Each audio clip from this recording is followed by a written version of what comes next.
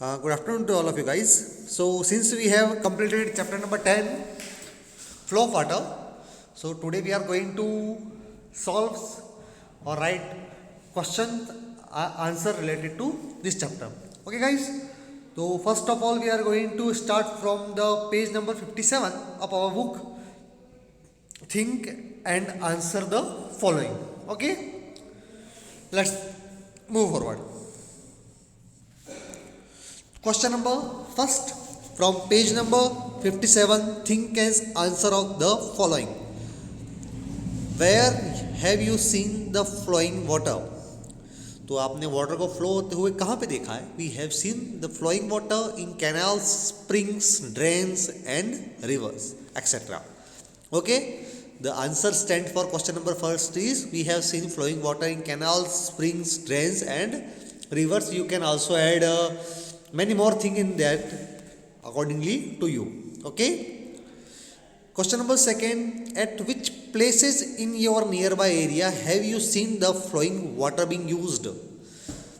तो आंसर है flowing water is being used in generating hydro electricity and provide facility of irrigation.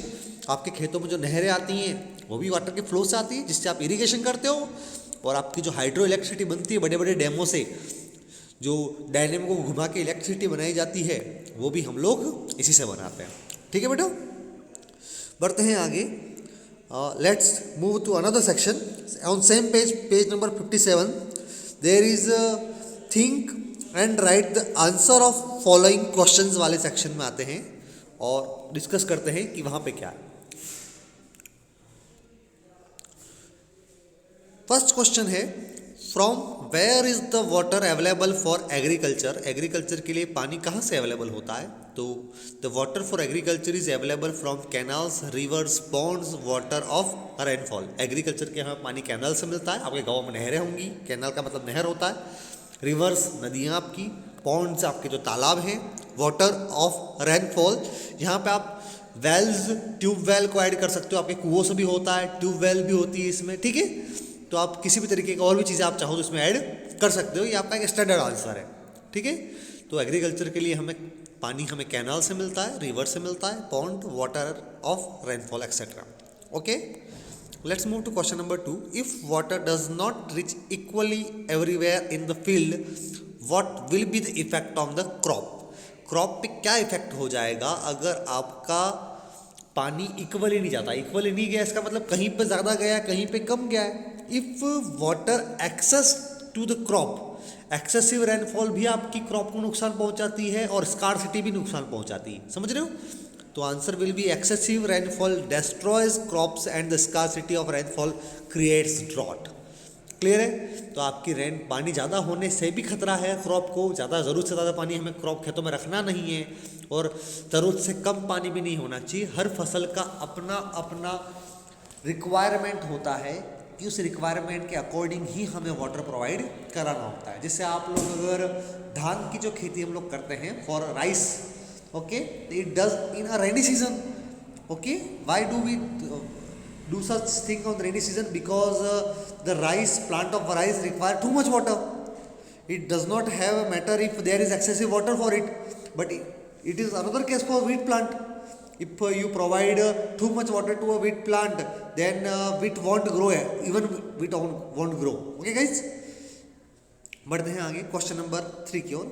What efforts should we make so that the entire field may get sufficient amount of water? हमें क्या क्या efforts लगाने होंगे जिससे आपका पूरे field को sufficient amount of water मिले, और ये क्वेश्चन आपको करना है. ठीक है, क्योंकि एफर्ट्स आपको सोचने हैं कि क्या एफर्ट्स आप लगा सकते हो. ठीक है बेटा, बढ़ते हैं हम लोग आगे. Let's move to page number 58.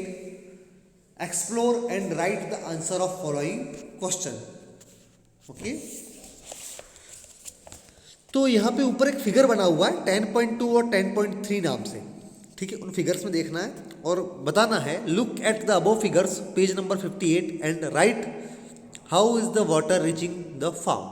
तो पहला आपका जो इरिगेशन का मेथड है, पहले जो फोटो में है वो आपका ट्यूबवेल से हो रहा है. With pipeline and motor, tubewell से हो रहा है, ट्यूबवेल से पानी निकल रहा है और पाइपलाइन के थ्रू वहाँ पर पहुँचाया जा रहा है। ठीक है, वो फाउंटेन बने हुए हैं ना, आप लोगों को दिख रहा होगा। ठीक है बेटा, आपकी बुक में बना हुआ है ये, आपको देख के फिर उसका आंसर लिखना है। ठीक है, question number 2, in which method of irrigation animal labour has been in use. कौन से मेथड ऑफ इरिगेशन में एनिमल लेबर का यूज़ होता है? तो मैंने आपको रहट के बारे में बताया था। रहट आपका इरिगेशन सिस्टम है जिसमें वेल में से पानी निकाला जाता है और वहाँ पर 2 ऑक्सेन जो ऑक्स होते हैं, ऑक्स को यूज़ किया जाता है, 2 ऑक्स होते हैं जिसे हम ऑक्सेन बोलते हैं कंबाइंडली। क्लियर है, उनको यूज़ करते हैं, वो रोटेट करते रहते हैं जिसकी वजह से हमारा वेल से पानी बाहर आता रहता है। ठीक है, question number 3, which method of irrigation electricity is being used. Irrigation के कौन से मेथड से इलेक्ट्रिसिटी यूज़ हो रही है? तो in motor pump set irrigation electricity is being used. भाई आपका रहट में तो एनिमल लेबर लग रहा है, आपका मोटर जो है आपके ट्यूबवेल्स लगी हुई है खेतों में, आपके जो पंप सेट लगे हुए हैं उसमें आप इलेक्ट्रिसिटी को यूज़ कर रहे हैं और आजकल तो यही चल रहा है हमारा इलेक्ट्रिसिटी वाला सिस्टम। बढ़ते हैं आगे। In above figure what way is proper, wait for minute. हाँ, तो in the above given figure in what ways is the property of water to flow from upward to downward direction is being used। मतलब ऊपर से नीचे की ओर किस में किया जाता है, किस प्रॉपर्टी में किया जाता है? The water which comes through tubewells flows to crop in the field. Tubewell से जो पानी आता है, एक जगह आप लोग उसको खोल देते हो तो वो ऊपर से नीचे की ओर जाता रहता है। कैनाल्स में भी होता है। ठीक है बेटा, तो उसमें ऐड कर देना, जो आपके कैनाल्स होते हैं ना, कैनाल्स में भी इस तरह के सिस्टम का यूज़ किया जाता है। ठीक है, तो यहाँ पे कैनाल भी ऐड कर देना है। ठीक है, क्लियर है? तो बढ़ते हैं आगे हम लोग, यहाँ पे कैनाल भी यूज़ कर लेना। ठीक है, question number 5, which method of irrigation have been use in your nearby field. तो आपके नियर बाय फील्ड में बहुत सारे हो सकते हैं, फाउंटेन हो सकता है। ठीक है बेटा, फाउंटेन, मोटर, रहट, पाइपलाइंस, ठीक है, ट्यूबवेल, वेल, पॉन्ड हो सकते हैं। क्लियर है? तो बहुत सारे इरिगेशन के मेथड्स हो सकते हैं। क्वेश्चन नंबर 6 क्या है आपका? Look at the figures given above and tell which method of water being extracted from the ground. आपके कौन सा मेथड जो है वो ग्राउंड से यूज़ हो रहा है? तो the water is being extracted from the ground by pipelines और मोटर। आपकी जो पाइपलाइंस और मोटर है, जिसे आप सबमर्सिबल मोटर कहते हो, आजकल सबमर्सिबल मोटर का ट्रेंड आ गया। पहले जेट पंप्स यूज़ होते थे हमारे घरों में, तो उसके थ्रू हम लोग पानी को बाहर निकालते हैं। हमारे मोटर्स के थ्रू हम ग्राउंड वाटर को बाहर निकालते हैं और उस पानी को, वाटर को इरिगेशन के लिए हम लोग यूज़ करते हैं। ठीक है, बढ़ते हैं हम लोग नेक्स्ट पेज पर, पेज नंबर 59। ओके, अच्छा यहाँ पे क्वेश्चन रह गया ना? नहीं आपने कर लिया। ठीक है, ये वाला क्वेश्चन, आगे बढ़ते हैं हम लोग। हाँ, तो पेज नंबर 59 पे बढ़ते हैं। For which crop the farmer are required to remain completely filled with the water. तो कौन सी क्रॉप आपकी ज़्यादा पानी चाहिए? तो ऑब्वियसली बात है, पानी ज़्यादा किसको चाहिए? शुगर कैन को चाहिए, क्योंकि शुगर कैन एक जूसी टाइप की क्रॉप है।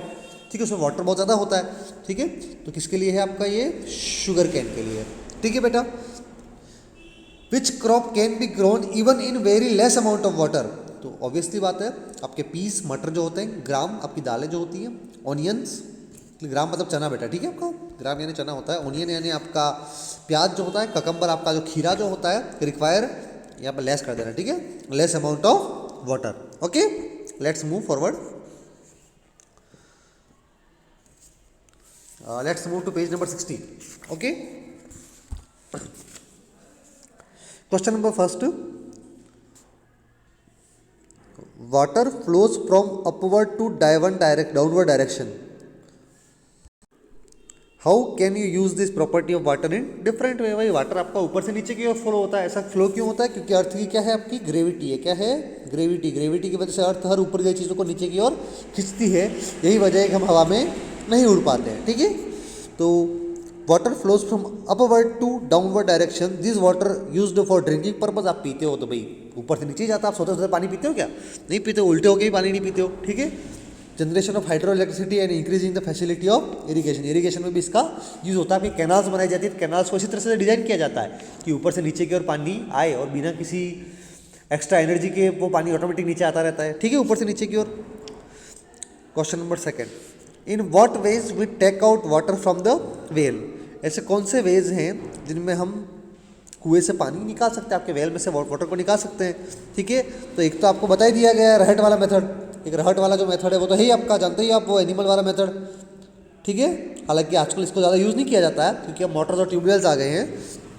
With help of ropes and buckets the water is taken out from wells. Nowadays रहट and motor pump are also used for taking out water from the wells. Okay guys, let's move to another question. Question number 3 on page number 60 is, if the water level goes down, how can the water be taken out of by रहट? भाई आपका अगर रहट है वहाँ पे अगर पानी का level down हो गया है तो हम पानी को कैसे बाहर निकालेंगे? भाई आपका रहट का जो है वो चक्री से नीचे चला गया पानी अब। ठीक है, जो उसका राउंड जो बना हुआ है ना, उसका वाटर अगर नीचे चला गया तो पानी को कैसे निकालोगे? ठीक है, तो ये क्वेश्चन है, तो हम समझते हैं कैसे निकालेंगे.